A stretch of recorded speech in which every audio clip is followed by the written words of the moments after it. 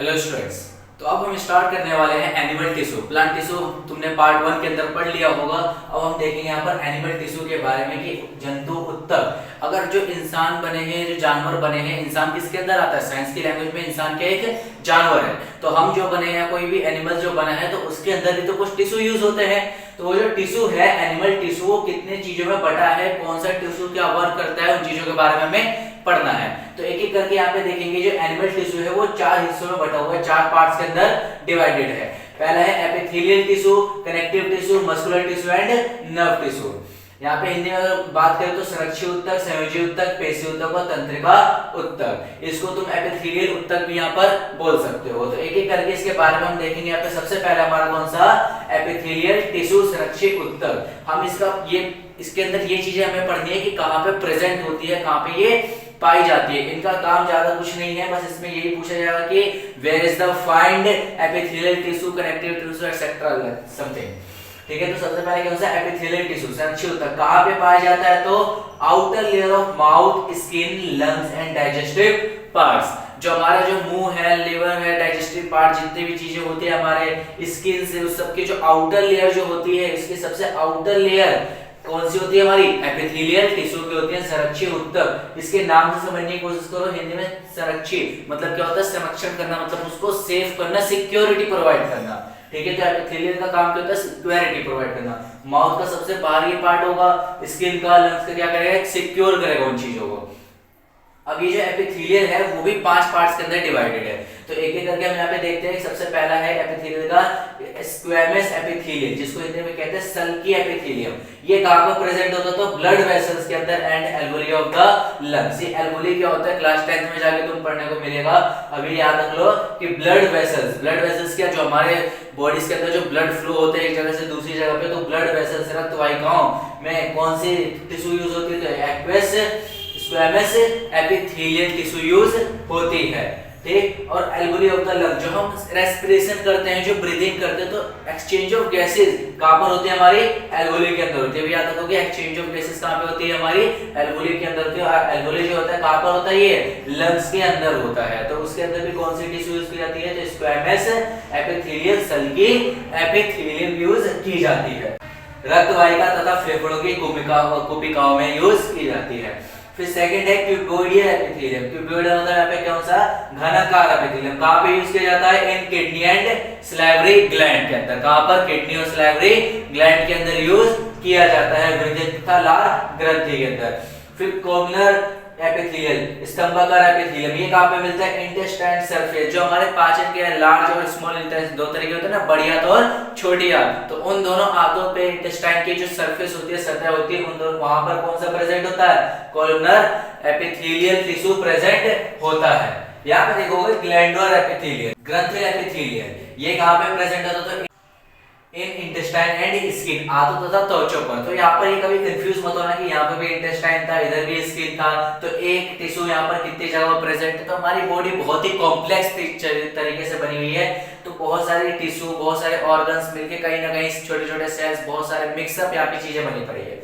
याद रखना, जो इंटेस्टाइन के अंदर एक और टिश्यू, इसके अंदर स्किन के अंदर एक और टिश्यू यूज होता है, कौन सा? ग्लैंडुलर एपिथेलियल, ग्रंथिल एपिथेलियल यूज होता है।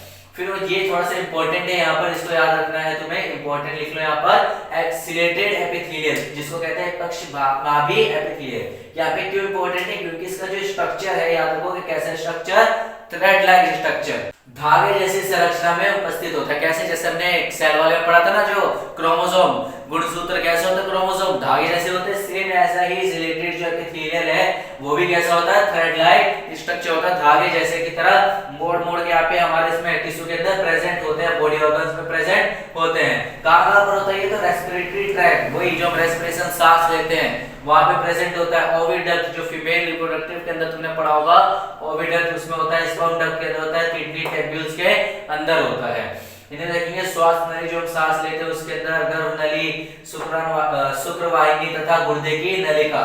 गर्भ नली ये सब तुमने जनन वाले चैप्टर के अंदर पढ़ा होगा क्लास 8 के अंदर, और अगली क्लास में भी पढ़ोगे जब 10th में जाओगे, तो ये सब के बारे में डिटेल में पढ़ने को तुम्हें मिलेगा यहाँ पर। फिर अगला ये तो हो गया हमारे पास एपिथेलियल के सारे पार्ट्स। अब जो सेकंड है इसका हमारा कौन सा, कनेक्टिव टिश्यू, जिसको कहते हैं संयोजी ऊतक। नाम से समझने की कोशिश करोगे, कनेक्टिव मतलब चीजों को आपस में क्या करना, कनेक्ट करना, संयोज करना मतलब जोड़ना। तो यहाँ पे इसमें भी कई पार्ट्स है, एक है ब्लड, फिर एक बोन्स, फिर एक कार्टिलेज, एरियोला एंड एडिपोन्स। अब इसमें एक एक करके हम देखते हैं कि यहाँ पे क्या क्या काम इनको कैसे करते हैं। तो हम आगे देखते हैं कनेक्टिव टिश्यू जो संयोजी ऊतक के, यहाँ पे एक एक नाम पढ़ेंगे इसके बारे में। पहला है हमारा ब्लड। तो ब्लड यहाँ पे 3-4 तरीके से दे रखे हैं। एक होता है रेड ब्लड सेल, जिसको तुम शॉर्ट फॉर्म में आरबीसी कहते हो। इसका जो कलर है रेड क्यों होता है, ये मेन जरूरी याद रखना है। तो क्या होता है, हीमोग्लोबिन की वजह से। कि रेड ब्लड सेल अगर कभी भी पूछा जाए कि इसका लाल होने का रीजन क्या है, ये रेड कलर क्यों है इसका, तो किसके प्रेजेंस में, जब इसके अंदर हीमोग्लोबिन होता है तो इसकी वजह से इसका कलर क्या होता है, रेड होता है। फिर सेकंड ब्लड है इसका व्हाइट ब्लड सेल, जिसको शॉर्ट फॉर्म में हम क्या कहते हैं, WBC, श्वेत रक्त कोशिका। इसका काम क्या होता है, डिसीज से लड़ना। जो हमें बीमारियां जो होती रहती हैं, वो बीमारियों से कौन लड़ने में मदद करता है, कौन सा सेल हमारा मदद करता है, तो WBC। अगर तुम्हें सर्दी जुकाम खांसी अगर समथिंग कोई भी जब डिसीज हो रही है, कोई भी बीमारी हो रही है छोटी मोटी सी, तो उस समय कौन लड़ने में मदद करता है, WBC। अगर कोई बड़ी बीमारी होती है तो क्या होता है कि उस समय पर यहाँ पे थोड़ा सा ये वीक पड़ जाता है, तो हम एंटीबायोटिक्स दवाइयां वगैरह लेते हैं ताकि स्ट्रॉन्ग हो और उस बीमारी से लड़के हमें सेव कर सके। फिर होता है प्लेटलेट्स। प्लेटलेट्स का काम क्या होता है, helping clotting of blood. Clotting of blood, खून का थक्का। क्या होता है खून का थक्का, अगर कभी भी तुम्हें चोट लग जाती है तो चोट लगते टाइम पे क्या होता है, जब खून निकल रहा है हाथ में से, खून निकलते निकलते फिर अपने आप रुक जाता है और एक ब्लैक सी यहाँ पे ये लेयर सी चढ़ जाती है, परत सी चढ़ जाती है। तो जो ब्लैक सी जो लेयर चढ़ जाती है अपने आप, वो कौन करवाता है, यहाँ पर प्लेटलेट्स करवाता है। प्लेटलेट क्या करता है, helping the clotting of blood. Blood खून का थक्का बनाने में कौन मदद करता है, तो प्लेटलेट्स, याद रखना है। फिर प्लाज्मा के बारे में सिर्फ इसका कलर याद रखना है, तुम्हारे सिलेबस में से ज्यादा नहीं है। तो प्लाज्मा का कलर कैसा होता है, येलोइश कलर होता है, पीले रंग का, हल्का पीले रंग का इसका कलर होता है। अब आता है इसमें बोन पे। तो बोन जो हड्डी होती है हमारी, जिसको साइंस की लैंग्वेज में अस्थि कहते हैं, तो क्या करता है, give strength and structure of the body. कोई भी लंबा है, छोटा है, किसी की हड्डियां आड़ी टेढ़ी से अगर मुड़ी हुई है किसी भी प्रॉब्लम की वजह से, तो यहाँ पर क्या है कि वो क्यों है, वहां पे उसकी हड्डियां क्या करती है, उसके बॉडी को स्ट्रक्चर देती है। अगर कोई पुष्पा की तरह यूं तिरछा चल रहा है तो उसका मतलब क्या, उसकी जो ये की शोल्डर की जो बोन्स है वो क्या है, नीचे की तरफ झुकी हुई है। तो क्या करता है कि जो बोन्स है, जो हड्डी है, वो हमें क्या करता है कि इस तरीके का स्ट्रक्चर प्रोवाइड करता है, आकृति देता है। लेकिन जो बोन है अलग अलग तरीके से जुड़े हुए हैं। तो सबसे पहले यहाँ पे देखोगे लिगामेंट। लिगामेंट यहाँ पे क्या होता है कि जस्ट सपोज दैट तुम्हारी अगर कोई दो मार्कर है, अगर मैंने इन दो मार्कर को डायरेक्ट जोड़ दिया, ठीक, दो मार्कर को डायरेक्ट जोड़ने पे अब क्या मैं इसको इस तरीके से मूवमेंट करवाऊंगा, अगर देखो मैं उस ऊपर की तरफ मूवमेंट करूंगा तो यहाँ पे क्या इसका नीचे का जॉइंट छूट गया। तो ठीक वैसे अगर हमारी हड्डी जो मूवमेंट होती है, अगर मान लो कि हम अपने हाथों को जो रोल करते हैं, मूवमेंट करवाते हैं यहाँ पर, तो जो मूवमेंट होता है, अगर हमारी दोनों हड्डियां अगर इस तरीके से मार्कर की तरह डायरेक्ट जॉइंट होती तो हमारा हाथ इस तरीके से जैसे भी हम इसको मूव करवाते हैं वैसे घूम नहीं पाता। वो क्या होता है कि हमारी हड्डी बीच में से फिर ब्रेक हो जाती, क्रैक हो जाती। तो यहाँ पर दो चीजें जो हड्डियां हैं वो आपस में डायरेक्टली जो जुड़ी होती है, वो क्या होती है, बीच में से एक यहाँ पर क्या होता है, एक लिक्विड सा जेली सा सब्सटेंस होता है, जिसको हम क्या कहते हैं, लिगामेंट स्नायु। तो दो हड्डियों के बीच में एक लिक्विड सब्सटेंस जो प्रेजेंट होता है, उसी चीज को हम क्या कहते हैं, लिगामेंट स्नायु कहते हैं। फिर आता है टेंडन। टेंडन कंडरा। कंडरा यहाँ पर क्या है कि जो हड्डी हमारी मांसपेशियों से जुड़ी हुई है, अब जो शेप मिल रहा है हमारी बॉडी को, क्या मिल रहा है, शेप। तो शेप मिल रहा है तो कहीं ना कहीं हमारी जो मसल्स है, वो मसल्स भी तो हमारी बोन से अटैच होगी। तो जो मसल्स हमारी बोन से जो अटैच होती है उसको हम क्या कहते हैं, कंडरा कहते हैं। क्या कहते हैं, कंडरा। टेंडन, अगर बोन्स एक तरफ मसल और बीच में ये जो जॉइंट है, इस चीज को हम क्या कहेंगे, टेंडन कंडरा कहेंगे, ठीक। अब आते हैं कार्टिलेज। कार्टिलेज उपास्थि, जिसको हम क्या कहते हैं, एक जनरली लैंग्वेज में हम इसको सॉफ्ट बोन ही कह सकते हैं। क्या कह सकते हैं, सॉफ्ट बोन। सॉफ्ट बोन का मतलब जो बहुत ही हल्के, जिसको रोल कर सकते हैं, थोड़ा सा मोड़ सकते हैं, जैसे कि हमारे कान जो है क्या मुड़ सकते हैं, नाक को हम इधर उधर घुमा सकते हैं, हल्का फुल्का जो है नाक पकड़ के किसी ने ऐसे खींच दी, या फिर कान को पकड़ के टीचर ने कई बार होता है मोड़ दिया उसको। तो कार्टिलेज उपास्थि क्या होता है कि बहुत ही सॉफ्ट बोन होता है, जिसको इजीली मूवमेंट यहाँ पे करवा सकते हैं। लेकिन इन सब हड्डियों को क्या तुम इस तरीके से तोड़ दोगे, अगर ये तोड़ोगे तो तुम बेचारे मतलब तुम्हारा आधे गया फिर, तो समझ जाओ। यहाँ पे कार्टिलेज क्या होता है, किस चीज का बना होता है, तो मेड अप ऑफ प्रोटीन। किस चीज का बना होता है, तो प्रोटीन का बना होता है। कैसा बोन होता है, सॉफ्ट बोन होता है। कहाँ पे प्रेजेंट होता है, तो हमारे नोज में, ईयर में, लेनेक्स और थ्रोट्स के अंदर। कहाँ पे, कान, नाक, गले तथा नली। कान नाल तो समझ पा रहे हो, ये जो लेरिंक्स है हमारे साउंड बॉक्स यहाँ पे होता है, तुमने क्लास 8 के अंदर भी पढ़ा होगा, जहाँ से हमारी साउंड वगैरह लेरिंक्स से निकलती है। और प्लस में जो थ्रोट गला होता है, फूड पाइप जस्ट तुम कह सकते हो एक तरीके से फूड पाइप, क्योंकि हम खाना खाते हैं तो खाने में कई बार होता है कि जब बड़े बड़े निवाले मिलने तो यहाँ पे लगता है कि खाना अटक गया है, तो वो चीज क्या होती है कि अगर वहाँ की हड्डी सॉफ्ट नहीं होगी तो सच में जाके अटक जाएगा हम खत्म। तो इसलिए वहाँ पे सॉफ्ट बोन होती है। कौन सी बोन होती है? उसको हम क्या कहते हैं? कार्टिलेज कहते हैं, उपास्थि कहते हैं। फिर अगर देखेंगे एरियोलर टिश्यू, एरियोलर उत्तक यहाँ पर क्या होता है कि present between skin and muscles, त्वचा तथा मांसपेशियों में के बीच में प्रेजेंट होता है। कौन सा? एरियोलर टिश्यू होता है, जिसका काम क्या होता है? Help in the repair of tissue, help in the repair the tissue. अगर कोई भी टिश्यू डैमेज होती है तो उसकी जगह पे इसको रिपेयर, इसकी मरम्मत कौन करेगा? एरियोलर करेगा। एरियोलर क्या करता है? यहाँ पे इसकी टिश्यू की उत्तक की मरम्मत करने में हमें हेल्प करता है। फिर अगला है एडिपोस टिश्यू, एडिपोस वसा में उत्तक। अगर जो भी अगर है, मान लो कि कई बार होता है कि कोई आदमी जब ज्यादा मोटा हो जाता है तो कई बार क्या होता है खाने पीने से उसके अंदर चर्बी ज्यादा हो जाती है। चर्बी मतलब क्या यहाँ पर? फैट। वसा से मतलब होता है कि उसके अंदर जो वसा है, जो फैट है, बहुत ज्यादा मात्रा में, बहुत ज्यादा क्वांटिटी में स्टोर हो चुका है। तो जो स्टोर हो चुका है वो कहां पर हो चुका है? तो एडिपोस टिश्यू में हो चुका है। कहां पर? वसा में उत्तक के अंदर स्टोर हो गया है। यहाँ पे हमारा कनेक्टिव टिश्यू संयोजी उत्तक के बारे में खत्म। अब हम नेक्स्ट पढ़ेंगे मस्कुलर टिश्यू के बारे में, मांसपेशी उत्तक। तो हम आगे देखेंगे यहाँ पर जो हमारा अगला है मस्कुलर टिश्यू, पेशी उत्तक, जो क्या काम करता है? Help in the movement. हम जो भी मूवमेंट करते हैं कि दो चीजों की वजह से करते हैं, एक तो हमारी हड्डी हो गई बोन्स, और दूसरी कौन सी हो गई? मसल्स। तो हमारे बॉडी के अंदर जो भी मूवमेंट्स होती है, या तो बोन मदद करेगी या तो मसल्स मदद करेगी। तो हेल्प इन द मूवमेंट क्या काम करती है? मूवमेंट में, गति करने में सहायक करती है। फिर मेड बाय मसल्स फाइबर, किस चीज की बनी होती है? मस्कुलर टिश्यू है तो मसल फाइबर की बनी होगी, पेशीय रेशो से बनी होगी। और एक तरीके का खास प्रोटीन इसके अंदर मिलता है हमें, फाउंड कॉन्ट्रैक्टाइल प्रोटीन। ये नाम वैसे कम चांसेस है, लेकिन फिर भी एक बार याद रख लेना कि किस तरीके का ये एक स्पेशल प्रोटीन है जो इनके फॉर द मूवमेंट यहाँ पे हेल्प करता है। कौन सा प्रोटीन? कॉन्ट्रैक्टाइल प्रोटीन, जिसको हिंदी में सिकुड़ने वाला प्रोटीन कहते हैं। अगर मान लो कि कोई हम हाथ को मूवमेंट कर रहे हैं यहाँ पर, या कोई हम अपने पैर को चल रहे हैं, जब हमें थकान होती है, हमारे मांसपेशी क्या होती है? मसल्स क्या होता है? अक्सर कभी सिकुड़ जाती है, श्रिंक कर जाती है। तो इसको, इस प्रोटीन को क्या कहते हैं? सिकुड़ने वाला प्रोटीन। हिंदी में नाम ही इसका यही है, सिकुड़ने वाला प्रोटीन। इंग्लिश में नाम इसका क्या? Contractile protein. फिर ये मस्कुलर टिश्यू को भी तीन पार्ट दे रखे छोटे छोटे से। पहला है हमारा स्ट्रेटेड मसल, जिसको कहते हैं रेखीय पेशी। तुम्हारी बुकों में तीन फिगर देख लोगे, एक इस तरीके का लंबा सा होगा सिलिंड्रिकल फॉर्म में, फिर एक क्यूबिडिकल फॉर्म में होगा, तो उस तरीके से देखोगे यहाँ पर। तो स्ट्रेटेड मसल यहाँ पर रेखीय पेशी का है, पेशी है, जिसको हम क्या कहते हैं? Also known as skeletal muscles. क्या कहते हैं इसको? स्केलेटल मसल कहते हैं। क्यों? क्योंकि स्केलेटल से डायरेक्ट जॉइंट होता है, जैसे हमने टेंडन के अंदर पढ़ा था। अगर मसल्स और बोन्स जुड़ी हुई है किसकी मदद से? With the help of tendon, कंडरा की वजह से, तो वो ये क्या करता है? स्ट्रेटेड मसल जो है बोन के साथ डायरेक्ट जॉइंट होकर उसकी मूवमेंट में हेल्प करता है। इस वजह से इसका नाम यहाँ पर क्या है? स्केलेटल मसल्स, कंकाल पेशी भी इसको कहा जाता है। और इसका जो स्ट्रक्चर देखोगे, आकृति देखोगे अपनी बुकों में, तो कुछ ऐसे बेलन जैसे आपको सीधा सीधा लंबा सा दिखेगा तुम्हें इसमें। ठीक। हेल्प इन वॉलेंटरी एक्शन, इस वजह से इसको वॉलेंटरी मसल्स भी कहते हैं।